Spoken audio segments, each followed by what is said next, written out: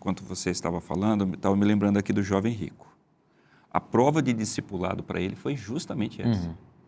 Então, não, eu já faço tudo, eu guardo todos os mandamentos. É um cara nota 10, né? Como que eu gostaria de ser? Perfeito, não fazia nada errado, guardava sábado. Só falta uma coisa. Mas a coisa que Jesus pediu para ele, olha, vai, reparte. Esse repartir não é assim, ó, vou dar tudo e não vai ficar nada para mim. Se é repartir, eu tenho que administrar. Essa é a ideia de Cristo, né? Você vai ser um administrador. Você já provou que tem condições de trabalhar com dinheiro.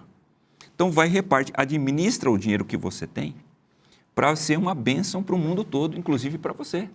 Seja uma bênção assim, mas ele não queria fazer isso. Né? Por isso, ele não se tornou discípulo de Cristo. E assim, não que Jesus quisesse que ele fosse pobre, porque Jesus poderia facilmente devolver tudo para ele, como devolveu para Jó, né? Jó perdeu tudo e o Senhor deu em dobro para ele. E Jesus disse, dá tudo. A gente não sabe o que ia acontecer depois. Essa história é muito interessante porque, primeiro, é o jovem rico que chega para Cristo e faz uma pergunta. O que eu vou fazer de bom para herdar a vida eterna? Bom, para herdar, basta eu ser herdeiro. Eu não preciso fazer nada. O que eu vou fazer de bom? Uma boa coisa que eu devo fazer. Essa é a primeira coisa que me impressiona. Aí Jesus responde para ele não se sente ainda apto. Ele diz assim, não, Senhor, tudo isso aí que o Senhor falou dos mandamentos eu já faço, mas ainda eu sinto que falta alguma coisa. E aí Jesus então diz para ele, bom, se tu sente isso, então eu vou te dizer, vai, vende tudo, dá aos pobres. Havia uma ideia judaica naquele contexto que era o seguinte, você pode ganhar o reino do céu fazendo uma boa obra. E Jesus disse assim, bom, se tu acredita assim, então eu vou te dizer, vai, vende tudo e dá aos pobres, e aí sim você vai estar fazendo exatamente o que a sua ideia, né, o que você imagina. Isso é muito interessante. E aí ele sai triste, né? A gente conhece bem a história, ele não faz isso. Essa palavra perfeito aí, no grego, ela tem uma ideia que às vezes a gente pode não pensar muito bem sobre ela. Jesus disse, se você quer ser perfeito, exatamente. Para o jovem rico, vende os seus bens e distribui para os pobres. Exatamente. A primeira vez que ela aparece no texto bíblico, nós temos o Antigo Testamento, foi traduzido para o grego aí, a partir do 3º século antes de Cristo. Você tem essa palavra lá em Gênesis 6, versículo 9, se aplicando a Noé, que a gente estudou lições atrás aqui. Isso é muito interessante. Ela tem que ver com integridade, né? Ela tem que ver com lealdade total. Essa é a ideia no Antigo Testamento para essa palavra. Então, perfeito não quer dizer que ele entregasse tudo para os pobres, que agora ele estava 100% e não precisava fazer mais nada e já estava garantido no reino do céu. Não é essa a ideia. Isso é muito interessante. Exatamente. Distribua seus bens. E aí, será que Deus sempre pede para a gente dar tudo para o pobre? Tudo. Todo mundo agora volta para casa. Assim, né? Todo mundo volta para casa, agora tem que vender tudo. Vende sua casa, seu carro, suas roupas. Jesus falou tudo para ele. Jesus não falou algumas coisas. Vende tudo que você tem e dá para os pobres. Será que esse é um chamado para todos nós? É claro que não. Eu acho que não, que o caso específico desse rapaz também tinha que ver com idolatria, né? Os bens dele eram o ídolo dele, eram tudo para ele. Jesus falou, só falta uma coisa para você.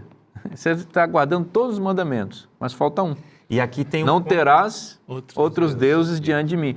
E aí tem a ver com o que o Tiago falou. Se você cumpre 9 mandamentos, mas quebra um, você se torna culpado de todos. Ele falou, não, Senhor, eu já guardo todos esses mandamentos aí.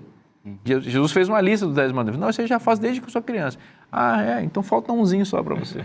Só que tem um que está condenando você em todos os outros. Exato. Tem um grande contrassenso nessa história também que me chama muita atenção. Porque Jesus pega e fala da segunda tábua da lei. Ama o teu próximo, não adulterarás, não furtarás, não cobiçarás. Vai falando dos mandamentos da segunda tábua da lei. Para que existem esses mandamentos? Para amar o próximo. E ele diz assim, eu faço isso. E aí Jesus assim, tu faz mesmo? Então vamos fazer o seguinte, vamos testar aqui, vamos botar bem na balança se tu faz. Vende, dá aos pobres, que daí tu vai demonstrar claramente que tu cumpre os mandamentos. Na verdade, ele achava que ele cumpria talvez a letra, né? Mas não a essência e o princípio. E tem uma outra coisa, o chamado para esse rapaz, na pergunta que o pastor Bonfim fez, era um chamado para ser um discípulo itinerante com Cristo. Era um chamado para seguir Jesus. Jesus não fez esse chamado para todas as pessoas. Veja bem, se ele tivesse apegado aos bens materiais, ele não teria condição de seguir a Cristo. Lembra que Pedro se tornou um discípulo itinerante, o que ele fez com as redes?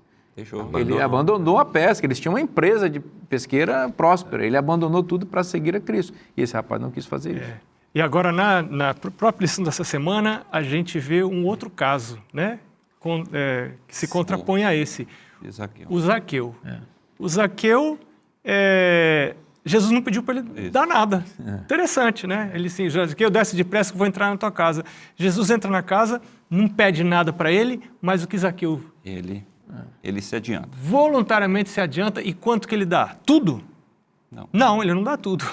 Ele dá muito. Ele dá muito, mas É. não dá tudo. Mas não dá tudo. Ou seja, você tem que pedir para Jesus falar para você o que é para você dar. Né? Eu me lembro de alguém, eu li um livro muito interessante sobre esse assunto, e o livro, a pessoa estava dizendo que alguém chegou para ele e falou assim, olha, Deus mandou eu vir aqui falar para você me dar isso para a minha igreja lá.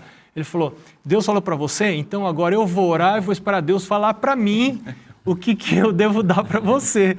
Porque não é alguém que vai dizer para mim o que eu tenho que dar, é Jesus que tem que dizer, é o Espírito Santo que tem que dizer. Tem que ser fruto da relação Não é pastor, da pessoa, né? Não é pastor, ó, dê isso porque eu sou pastor, estou dizendo para você. Não é assim que funciona a coisa. Né? Essas histórias, elas são fantásticas num aspecto muito interessante.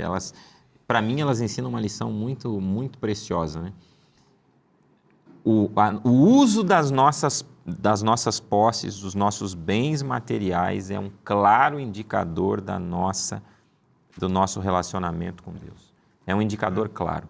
Não tem como eu fazer um uso das posses desassociado com a vontade de Deus e ainda achar que tem um bom relacionamento com Deus. Essas coisas não vão andar juntas. E aí você vê ali, Jesus falou, João 15, né? Eu sou a videira verdadeira.